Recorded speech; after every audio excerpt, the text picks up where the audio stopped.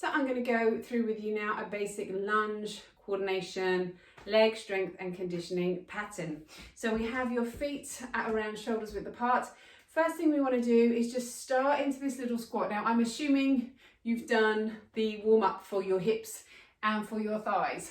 So we're going to come up because you want to make sure you've mobilized those joints before you start to load them. So we come down. My hands are just doing this because I find it comfy. So we come down.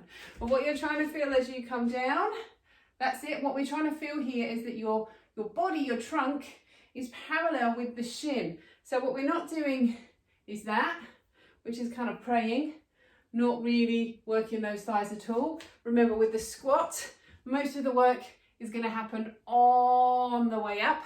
And if you have the benefit of a mirror or a screen in front of you, try and come down even, all the way up to the top. And if you're not even, talk to Chris, he'll sort you out. And then lift up. Then from here, what we want to do is just take that into a little, call it around the world. So we're going to squat down, squeeze through your bottom, lift the knee. Squat down, squeeze through your bottom, lift the knee. To the side and out. To the side and out. I'm just going to turn so you can see. We squat down, we lift the leg. We squat down and lift the leg. And I'm going to suggest you do that around 8 times round, to the front, to the side, to the back. Moving on to your lunge.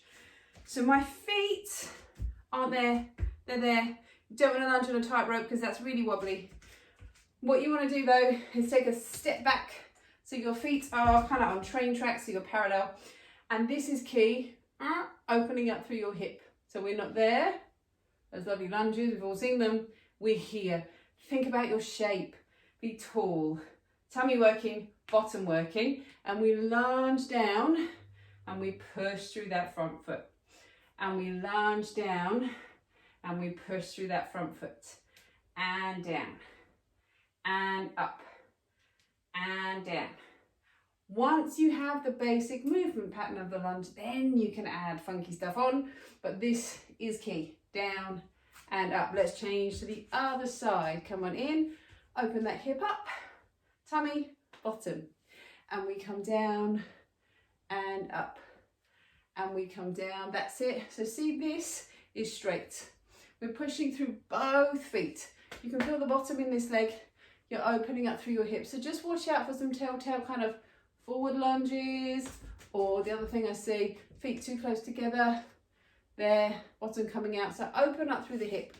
As a test, and I wouldn't suggest, unless you're really comfortable with lunges and your knees are happy, I wouldn't suggest you do this loads and loads of times, but this is a good one. Come down onto the floor. It's great for our balance. And what you want to try to do from here, so got a 90-90 on both knees. It's going to be the perfect lunge position. And what I want to do now is just push up all the way up to the top.